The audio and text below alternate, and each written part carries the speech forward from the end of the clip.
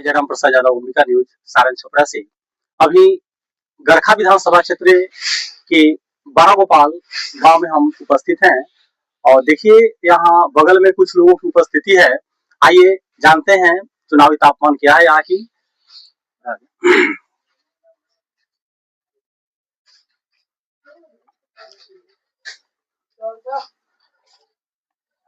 जी नमस्कार, अंबिका न्यूज में स्वागत है आप सभी लोगों का। आपको भी भाई धन्यवाद। यहाँ पर चुनावी माहौल अब धीरे धीरे पूरा रफ्तार पकड़ रहा है और अभी किनका सरकार बनाने जा रहे हैं आप लोग? तेजस्वी के सरकार बनेगा। तेजस्वी जी का सरकार बनाएंगे आप लोग। आप तो सरप्रबुद्ध लोग हैं और लोग कहते हैं कि तेजस्वी की सरकार बनेगी तो फिर से जंगल राज स्थापित होगा। नहीं, जंगल राज तो उससे ज्यादा जंगल राज तो अभी है। नीतीश जी के 20 साल के शासन में कुछ नहीं हुआ है, केवल हवा हवाई है। इधर किसी को पैसा मिलेगा तो कुछ करबे न करेगा। यहाँ तेजस्वी सरकार चाहिए ताकि अमन चैन से लोग जी सके। यानी अमन चैन से जीने के लिए तेजस्वी की सरकार चाहिए। और क्यों चाहिए तेजस्वी की सरकार? बच्चों को रोजगार चाहिए, पढ़ लिख कर सब बेकार है, कम से कम रोजगार तो तेजस्वी में मिलेगा, नौकरी तो मिलेगा। उसमें तो 20 साल में वैकेंसी नहीं था, इसलिए यहाँ तेजस्वी के सरकार एकदम निश्चित चाहिए। तेजस्वी जी कहते हैं कि संविधान खतरे में है, क्या आपको भी लगता है संविधान खतरे में है? जब मोदी जी और अमित शाह मिल करके जो कानून मन कर रहा है बना रहा है, सब यहाँ पर आपको दिखाई दे रहा है कि हाँ पहले कानून किया था, आज कानून किया है। चुनाव आयोग को भी वो अपने अंदर में रखा है। सीबीआई, ईडी, इस सबको अपने कब्जे में रख करके और उसको जिस पर चाह रहा है उस पर थोप दे रहा है, उसको पकड़वा करके झूठा केस बना करके अंदर करो। चुनाव आयोग तो स्वतंत्र रहते हैं। चुनाव आयोग इस समय स्वतंत्र कहाँ है? अनंत सिंह के देखिए कितना कौन सा काम किया मोकामा में, और वो छूटा घूम रहा था। आज ये रातें शायद उसकी गिरफ्तारी हुई है, लेकिन वैसे तो चुनाव आयोग जब स्वतंत्र है तो स्वतंत्र रहता तो 50 गाड़ी का काफिला लेकर कैसे घूमता, हथियार लेकर कैसे घूमता? महाजंगल राज है इस समय, नीतीश जी के संरक्षण में चल रहा है। यानी कहने के लिए लालू जी के सरकार जंगल राज था, वास्तविक में वर्तमान सरकार जंगल राज है। यही कहना चाहते हैं? हाँ, यही कहना चाहते हैं कि महाजंगल राज है। चलिए धन्यवाद आपको। चाचा जी, सरकार किसकी चाहिए आपके द्वारा? चाहिए कि जौन कहानी हुए सब सही बात। चलिए बहुत बहुत धन्यवाद। सर आप क्या चाह रहे हैं, सरकार किसकी चाहिए? पहले हमारे तरफ से प्रकाश पत्रकार महोदय के धन्यवाद। सरकार जो आरजेडी का है, तेजस्वी जी का, उन्हीं का बनेगा, क्योंकि उनका घोषणा पत्र, अभी जितने भी पार्टी का घोषणा पत्र है उस घोषणा पत्र में सबसे ऊपर विकास के गति को दिए हैं।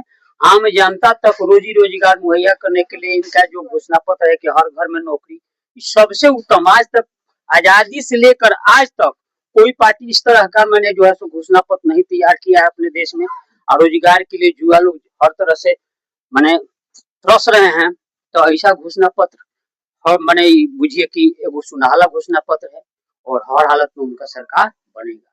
यानी यह घोषणा पत्र जो है स्वर्णिम है और तेजस्वी जी की सरकार होनी चाहिए। निश्चित होगी। क्या आपको लगता है ऐसा कि संविधान खतरे में है?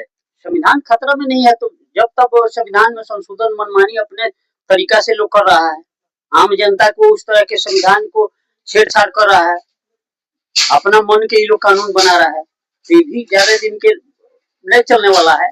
धीरे धीरे देश के अंदर जनता जाग चुका है। अरे अभी तो अल्पमत की उनका सरकार है, तो लटाई का सरकार कितने दिन चलेगा? आने वाला कल में वो भी लटाई का सरकार समाप्त हो जाएगा। आप राजनीति में काफी रुचि रखने वाले लोग लगते हैं, बुद्धिजीवी लोग हैं। यह माननीय उच्चतम न्यायालय के ऊपर जो अपमान किया गया उनको, उसके विषय में क्या कहना चाहेंगे आप? घोर लोग मैंने घोर अत्याचार हुआ है, जिसमें मान लीजिए गृह मंत्री देश के प्रधानमंत्री कुछ उस पर टीका टिप्पणी नहीं किए, इसका मतलब क्या है? उन लोगों का सौ है, तो टीका टिप्पणी होना चाहिए ना कि देश के अंदर उस तरह के मुख्य न्यायाधीश के साथ दुर्घटना हुआ, ये तो घोर निंदनीय चीज है। क्या आप ये कहना चाह रहे हैं कि यह जो अपमान हुआ, उस अपमान के ऊपर किसी प्रकार का माननीय प्रधानमंत्री या माननीय गृह मंत्री का किसी प्रकार का टीका टिप्पणी नहीं हुआ, यह निंदनीय है? निंदनीय है, लेकिन यह जो अपमान हुआ, क्या केवल मुख्य न्यायाधीश का हुआ? नहीं, पूरे देश की जनता के हुआ, पूरे देश के संविधान पर फूट पहुंचा है। यानी कहने का मतलब यह है, जब यह अपमान पूरे देश का हुआ, पूरे राष्ट्र का हुआ, और इसमें किसी प्रकार का हस्तक्षेप यदि माननीय प्रधानमंत्री नहीं कर रहे हैं, यानी देश को अपमान इनको स्वीकार है? हाँ, तो स्वीकार ही है, बिल्कुल स्वीकार है उनको, अपमान तो स्वीकार करिए रहे। लेकिन अब रह गया सवाल कि आज तक उसको नहीं टीका टिप्पणी किए, टीका को माने गलती हो रहा है उनके तरफ से, यानी यह बिल्कुल निंदनीय है। इस पर इनको आगे बढ़ चढ़ करके बोलना चाहिए, भाग लेना चाहिए, और जो भी मुजरिम हो उसको सजा देनी चाहिए। माने जो मुजरिम है उसको तो कड़ी से कड़ी सजा मिलना चाहिए, या कि आगे देश में इस तरह की कोई गलती नहीं कर पाए। चलिए, बहुत बहुत धन्यवाद आपको। तो चलिए अपना नाम बता दीजिए। नाम आपसे नहीं पूछ पाए। बल्लभ महतो हुए। कहाँ से हुए आप? हम पचपटिया पंचायत के हैं। अच्छा, क्या करते हैं आप? राजनीति में थोड़ा बहुत हम लोग इंटरेस्ट लेते हैं। आप पूर्व मुखिया पति हैं।